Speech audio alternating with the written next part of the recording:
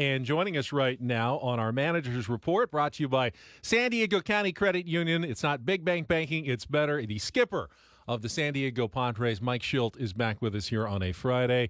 Mike, good morning to you. Congratulations on the road trip. Hey, good morning, guys. Yeah, good road trip. Always wanted better, but pretty darn good. Yeah, I think everyone was, once you take a step back, right? Like Ben just said, everybody wanted to plate that run, especially with the way Michael King pitched. Skip, he was unbelievable that day, and you want to win that for him, and it's got to be tough. We've never been in the locker room after a game like that, but he's got to feel pretty proud of the way he pitched.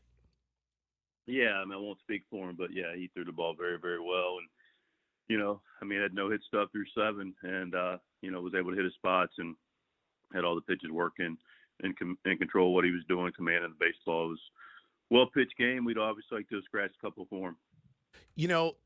You as a manager, when you have a pitcher like Michael King, and every pitcher's different, right? Back in the St. Louis days, you probably had guys that said, no, if he gets there and it's the 8th, I'm letting him finish. But Michael King's a guy that, you guys are expecting a lot more innings than he's used to throwing. You get a little nervous when he's throwing that well in 7th inning, and you're like, oh, boy, I'm going to have to make a decision here pretty soon. Well, that's the job. And, you just evaluate as it goes. He's had an extra day prior and an extra day post. I've had a lot of those decisions, a lot of different guys with a lot of different places where they're at in their careers and relative to innings and experience. So, you judge it, you weigh it, and you recognize he's working pretty efficiently. And, the 8th was starting to be a little bit of a push for him to go back out and then have a longer at bat. And then the terrain ball that, came off the bat looked like an out, but just, found a spot in foul territory based on positioning, which positioning was fine. Just, it was like, okay. And then, a couple of 3-6 pitch at bats, and he had done his job. Yep, 100%. Now, of course, you're going to need all of your starting pitchers to step up even a little bit more while Darvish is on the injured list with the sore neck. Can you tell us anything about kind of the plan to cover here while Yu's going to be out the next couple of weeks? Well, we have planned, clearly. It'll come out as we go. Maybe it's not clear. No, it's good to know that you've got one. It's good to know you have and I understand plan. why you won't necessarily specify it out for us, Mike. I do understand that, but I have to ask the question. Absolutely. Good bolt, man. Good try. Yeah, we'll figure it out. He's going to miss 2 to 3 starts, and we'll just evaluate it. Definitely 2. And, we're going to stay on rotation, that I can tell you. And then we'll declare a starter for tomorrow that we've got in mind. Okay, that is interesting because you could have, with the day off yesterday, you could have moved a couple of guys up and pushed some guys back. But so you're going to stay on rotation. And I saw the Milwaukee Brewers, they like extra rest. They kept Freddie Peralta back a day, which we were all excited about. And then their bullpen guys come in and throw really, really well. Going, oh, dang, that's baseball. What is your thought on in terms of getting guys rest early in the season and, just trying to, cover all those innings and maximize the effectiveness of your pitchers throughout the year? Yeah, done that historically. It's boded well. Going to continue to do it. You mentioned Michael. There's some comfort level in being able to, even Dylan the day before, and being able to allow guys to go a little bit deeper in games. If A, of course, they're throwing well, B, they're not working too hard, and part of the calculus also is the extra rest, which both Dylan and Michael will have, had the day prior, and will have to start an extra day. So, I think it's important to look at the big picture of this thing. Over the still, a longer season remaining, and recognize that we trust guys to come up and help us out, and then also, be able to give those guys that extra day.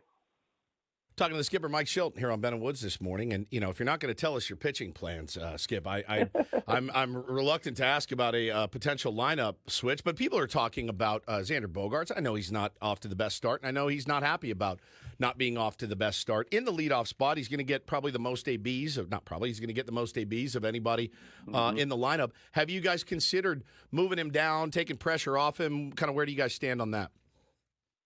There's a consideration for sure. Continue to look at it.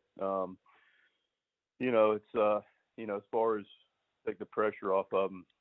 Still pressure, yeah. It could be bases loaded, right?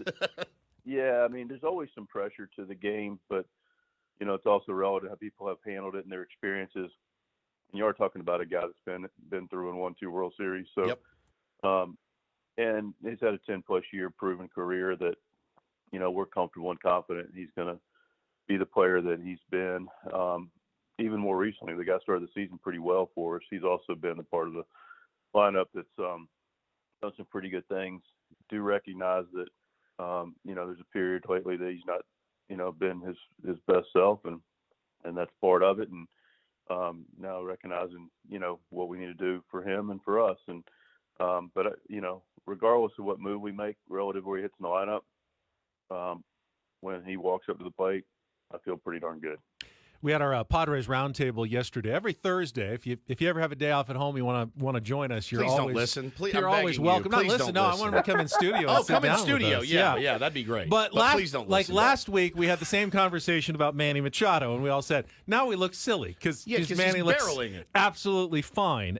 When you look at Xander, how as coaches do you evaluate and decide the normal ups and downs of baseballs and struggles versus, okay, yeah, we really actually do need to work on and change some things, like things are not going well? How do you make that determination between whether one is just the normal, struggles, it's hard to hit a baseball, and, yeah, this guy actually could use some changes in his swing or some sort of philosophy needs to be changed somewhere?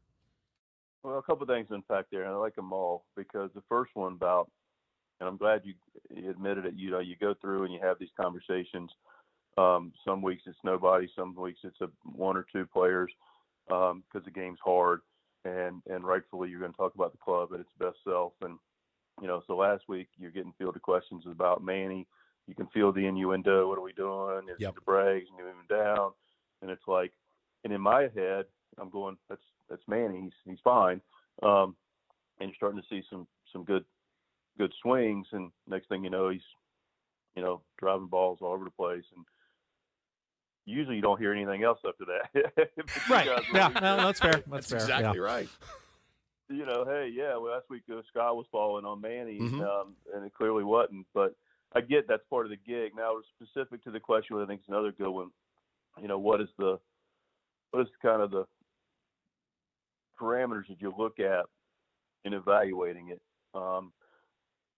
It's a bigger, fair, unfair. I think it's more than fair, actually, when you look at a player like a Bogey, who I've already alluded to, that's got a tremendous amount of history of production and hitting. And the thing about hitting is sometimes, again, you mentioned it, it's super hardest thing to do in all the sports. I wouldn't even argue that, but that's another time for another day. But and then you go, okay, those guys, they can have something click, and it's like, boom, here they go, i.e. Manny last week. So you're right around the corner with experienced guys that have gone through similar things. Then the next layer to that is, okay, how's the player mentally that you alluded to? You mentioned the physical part, the combination. And there's just a lot of variables. Not a lot. There's variables to it. There's conversation. There's a feel. And there's a belief system in it as well. So, you evaluate all those things, and you deal with what you think is the best for the club at not only the moment, but also more of a little bit of a longer term. Because, if you're constantly knee-jerking every time somebody doesn't perform, again, I've said this, and I will always say it, you never want to underreact and just let things go and kumbaya, but you also don't want to overreact, because I think that can be knee-jerk. And I can tell you from experience observing it and even, doing it early in my career, it doesn't work, long term when there's a constant, he's not doing well, boom, you bounce, and nobody ever feels like they're comfortable or you have confidence in them. No, it's good to hear that. It's good to hear that explanation, talking to the skipper, Mike Shildt, on Ben and Woods. And, one of the guys, it's great that you guys were able to win a couple games without Jake Cronenworth. I know how valuable he's been this season offensively and defensively. You got to credit Matthew Batten for one of the nicest plays down the line I think I've seen in years. Getting his opportunity, hits a triple. That was fantastic. But Jakey is a big part of this lineup. How is he feeling? Can we expect to see him mashing against the Blue Jays this weekend? I would expect him to be back in the lineup. He's going to come in today. He had a good day yesterday again. Yeah, Matty Batten filled in very admirably. He made a nice play, hit the triple. But yeah, Croney's, clearly stating the captain obvious how valuable he's been, not only our lineup, but our club, our defense, the whole shooting match. How he runs the bases, just his presence and how he competes. But yeah, I expect him to be back in at some point during this series, and we'll evaluate here in a couple hours, see how he's feeling relative to when that'll look like. Mike Shildt is with us, and Mike, I know you're about winning, and I know your guys are about winning, and it's serious, it's baseball, and every game is important, but a baseball team is also a family that spends a lot of time together, and families celebrate milestones. I'm just curious, so I'm sure you know, today is Jackson Merrill's 21st birthday. He's already said it's just a day. He doesn't care. That kid. I don't buy it. Will that be true for all of you, or is there anything special planned for Jackson tonight? Do you need me to jump out of a cake in the clubhouse? Because I can do it for you if you need it. Ooh. Pass. That's fine. Yeah, we may take you up on that. I want to see what that looks like. No, you don't. But maybe I don't. You don't. Yeah, I don't know. Yeah, we're going to celebrate it. We're going to acknowledge it. I'm sure there'll be something that I'm not sure, but there's likely something that there'll be a cake and guys will celebrate, and there'll be some good-natured fun with it. To what degree some of the guys take it to, it remains to be seen. But we'll celebrate with him at some point today. 21. That's incredible. It's crazy. He's already up. He's 20. He's turning 21. He's already a big leaguer and playing center field and really well out there too. It's amazing. Playing great. He really is. Yeah. Remember to be 21. Oh, man, I was a different person at 21 than Jackson Merrill is, certainly. That's it for. I got one. Oh, I got Okay. one more. Yeah, and thanks to the beef in the chat for reminding me. We wanted to ask you about Donovan Solano, the signing about a week ago. We saw a couple of videos of him in Arizona. Not someone who was on our radar at all, but has a good track record. They call him Donnie Barrels because he hits the ball. Are we expecting to see him, and is he kind of in your plans going forward, potentially as a DH at some point, or you can move him around a little bit from what we understand? Yeah, I know time will tell on that one. Some of that's a little bit, the timing of that's, more of a front office question. But I go back to Donovan Solano. Talk about youth in the game. So I was with Donovan when he was 16 years old in the New York Penn League for the New Jersey Cardinals. This was like 20 years ago? Wow. This is like 20 years ago. And so I've had a long, relationship with Donovan. He can always hit, he could always hit and, find the barrel, as you said, and had just a real professional approach. And so, relative to the timing, I'm not sure. The DH will be on the table, at some point, perhaps for him and maybe some other spots, but real pro and just, takes a quality at bat for sure. All right. Good luck against the Toronto Blue Jays this weekend, then right back out on the road. But that is the life. We'll talk to you again next Friday. Thank you so much, Skip. All right, guys. Have a good week. Appreciate it. There is manager of the San Diego Padres, Mike Shildt. Our manager's report brought to you by San Diego County Credit Union. It's not big bank banking.